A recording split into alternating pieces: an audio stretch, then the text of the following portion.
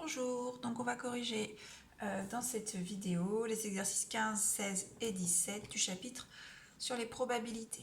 Donc on commence avec le numéro 15, donc on travaille dans ces trois exercices sur le dénombrement à l'aide de tableaux à double entrée. Donc dans l'exercice 15, on nous dit dans une production de 100 000 pièces, on tire au hasard une pièce, on contrôle sa qualité et à l'issue du contrôle, elle est soit acceptée, soit refusée selon le résultat du contrôle. Il arrive que le contrôle fasse quelques erreurs de diagnostic. Donc on va voir que ça peut être la pièce est valable et pourtant elle est refusée, ou la pièce n'est pas valable et pourtant elle est acceptée. Voilà ce qu'on appelle des erreurs de diagnostic. Alors, on va commencer par définir deux événements. Donc la pièce que l'on a tirée est valable, c'est l'événement V, et la pièce que l'on a tirée est acceptée, c'est l'événement A. Alors ensuite, on a des informations qui vont nous permettre de compléter le tableau à double entrée. Donc, on sait que 5% des pièces sont non valables. Donc, il suffit, pour savoir le nombre de pièces non valables, de calculer 5% de toutes les pièces, c'est-à-dire de 100 000. Donc, 5% de 100 000, ça fait 5 centièmes, fois 100 000, c'est-à-dire 5 000. Donc, on sait qu'on a 5 000 pièces non valables, donc non valables total, 5 000. On peut en déduire tout de suite le nombre de pièces valables, donc c'est 100 000 moins 5 000, donc 95 000. Ensuite, à partir de ça, on va passer à l'information suivante. 2% des pièces valables sont refusées. Donc c'est 2%, et attention, pas de toutes les pièces, seulement des pièces valables, c'est-à-dire des 95 000 pièces valables qui sont ici. Donc il faut calculer 2% de 95 000, donc 2 centièmes fois 95 000, ce qui fait 1900. Donc on sait que parmi les pièces valables, 1900 sont refusées. On peut en déduire le nombre de pièces acceptées parmi les valables, c'est-à-dire on va faire 95 000 moins 1900, on trouve 93 100. On passe à l'information suivante, 20% des pièces non valables sont refusées. Donc ça veut dire que 20% des 5000 pièces sont refusées. On fait le calcul, 20 divisé par 100 fois 5000, on trouve 1000. Donc sur les pièces non valables, 1000 sont refusées. Du coup, on en déduit que 4000 sont acceptés pour que le total fasse 5000. Et ensuite, on n'a plus qu'à compléter en faisant la somme en colonne.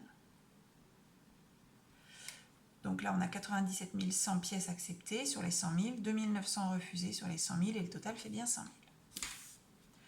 Donc voilà pour la question 1 dans laquelle il s'agissait de compléter le tableau. On va passer à la question 2. On va pouvoir maintenant calculer des probabilités à partir de notre tableau d'effectifs. Alors, première probabilité à calculer à la question 2. Quelle est la probabilité que la pièce choisie au hasard soit acceptée? Alors, c'est la probabilité de A, puisque A c'est l'événement, la pièce est acceptée. Donc il suffit que je compte, que je sache plutôt, parce que j'ai plus besoin de compter, que je sache combien de pièces sont acceptées. Donc j'en ai 97 100 sur les 100 000 pièces de l'usine. On va pouvoir faire le calcul, puisque là on me demande d'arrondir le résultat au centième. Donc je vais 97 100 divisé par 100 000.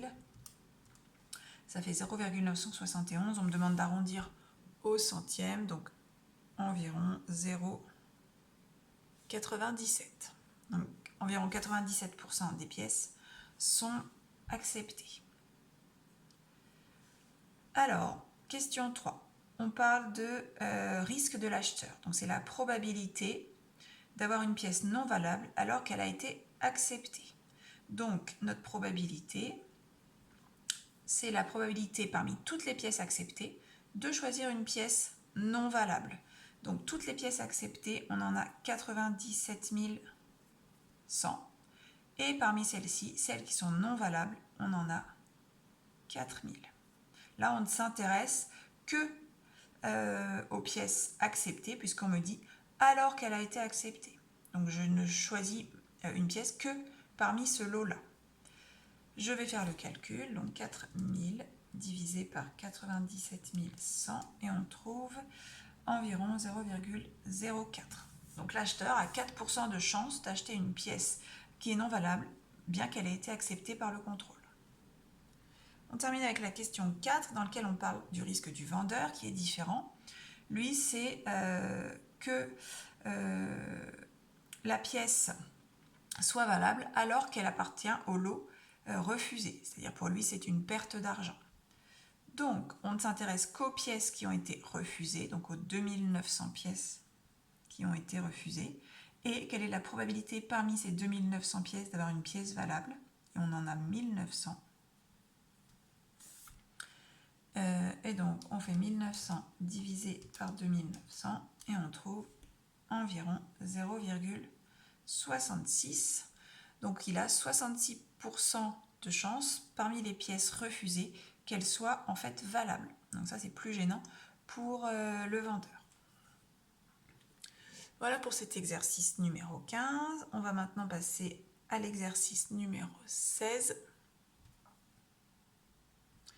Alors, dans cet exercice numéro 16, le tableau est déjà fait. On n'est même pas informé de ce dont il s'agit. Donc, on sait qu'on a deux événements S et l'événement contraire S bar, et le deuxième événement T et son contraire T bar.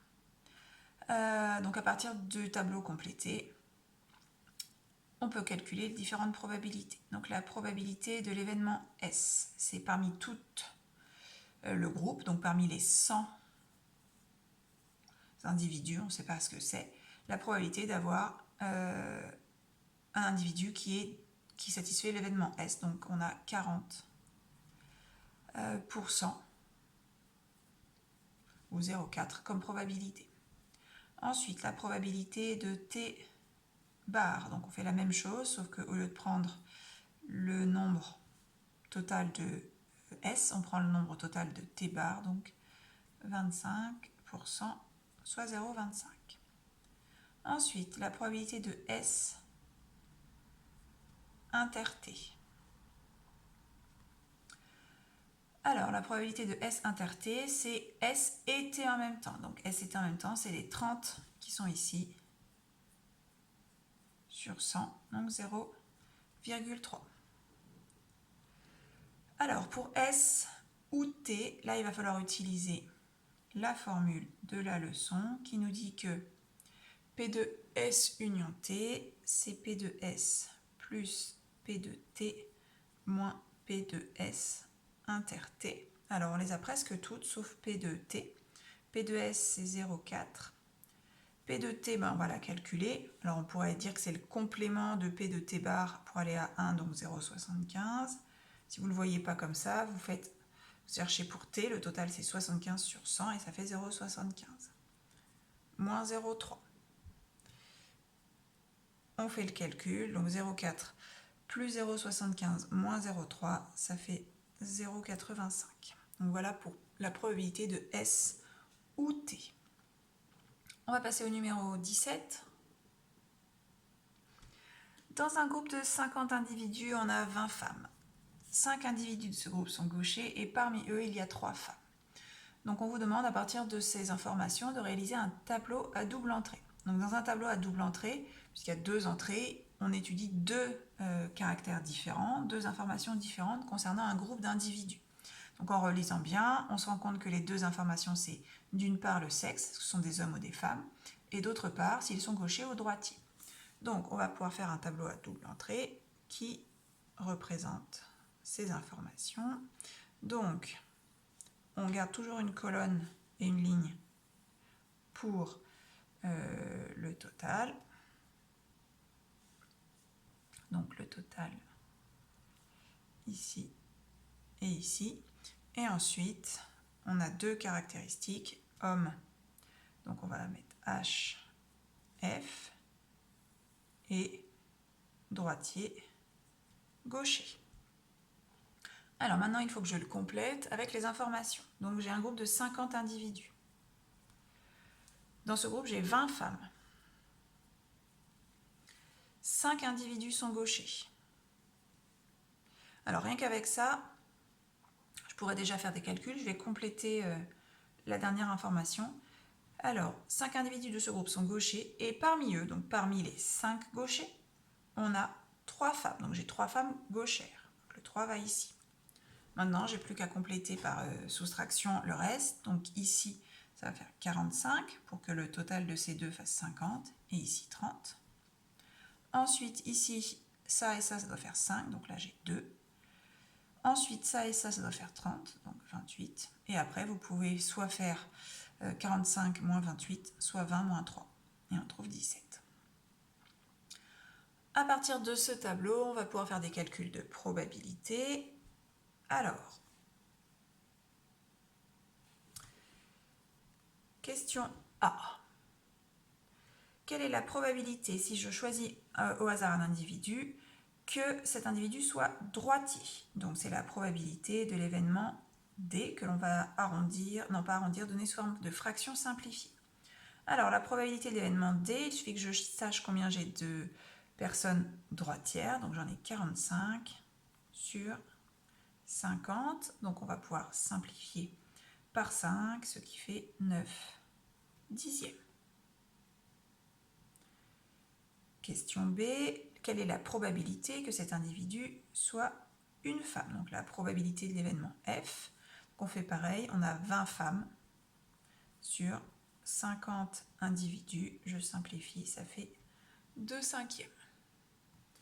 Dernière question, la probabilité que ce soit un homme gaucher, donc là c'est à la fois un homme et qui se traduit par inter gaucher, donc on en a 2 sur 50, soit 1 sur 25 en fraction simplifiée. On a terminé pour ces 3 exercices.